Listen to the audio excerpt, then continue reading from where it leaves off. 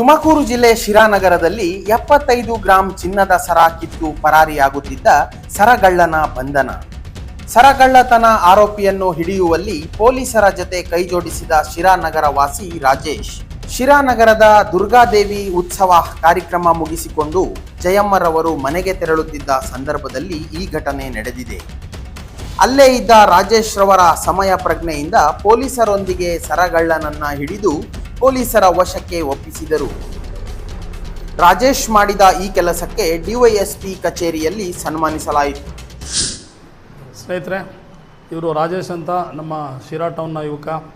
ಕಳೆದ ದಿನಾಂಕ 2ನೇ ತಾರೀಕು 2/10/25ರಂದು ದುರ್ಗಮ್ಮನ ದಸರಾ ನಡೆಯುವಂಥ ಸಮಯದಲ್ಲಿ ರಾತ್ರಿ ವೇಳೆ ಕರ್ನಾಟಕ ಬ್ಯಾಂಕ್ ಹತ್ರ ಜಯಮ್ಮ ಅನ್ನೋರ್ದೊಂದು 75 ಗ್ರಾಮ್ ಚೈನ್ನ ಒಬ್ಬ ಅಪರಿಚಿತ ವ್ಯಕ್ತಿ ಕಿತ್ಕೊಂಡು ಓಡೋಗ್ತಾ ಇದ್ದ.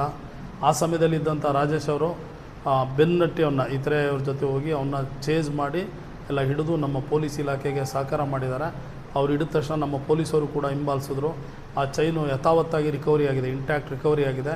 ಹಾಗಾಗಿ ನಾವು ಇವತ್ತು ನಿಮ್ಮೆಲ್ಲರ ಪರವಾಗಿ ನಮ್ಮ ಉಪವಿಭಾಗದ ವತಿಯಿಂದ ಅವರಿಗೆ ನಾನು ಅಭಿನಂದನೆ ಸಲ್ಲಿಸ್ತಾ ಇದ್ದೀನಿ. ರಾಜೇಶ್ ಅವರಂತ ಮಾಡಿರುವಂಥ ಒಂದು ಈ ಕಾರ್ಯ ಎಲ್ಲ ಯುವಕರಿಗೆ ಮಾದರಿಯಾಗಬೇಕು. ಕಳ್ಳರು ಹೆದರಬೇಕೇ ಹೊರತು ಕಳ್ಳರನ್ನ ಚೇಸ್ ಮಾಡಿ ಹಿಡಿಯುವಂಥ ನಾವುಗಳು ಹೆದರಬಾರ್ದು. ಸ್ವಲ್ಪ ಎಚ್ಚರಿಕೆಯಿಂದ ಇರಬೇಕು. ರಾಜೇಶ್ ಅವರು ಏನು ಈ ಕೆಲಸ ಮಾಡಿದ್ದಾರೆ ಇದು ಅಭಿನಂದನಾರ್ಹವಾದಂಥ ಒಂದು ಕೆಲಸವನ್ನು ಮಾಡಿದ್ದಾರೆ. ಅವರಿಗೆ ನಾನು ಹೃತ್ಪೂರ್ವಕವಾಗಿ ಅಭಿನಂದನೆಯನ್ನು ಸಲ್ಲಿಸ್ತಾ ಇದ್ದೀನಿ.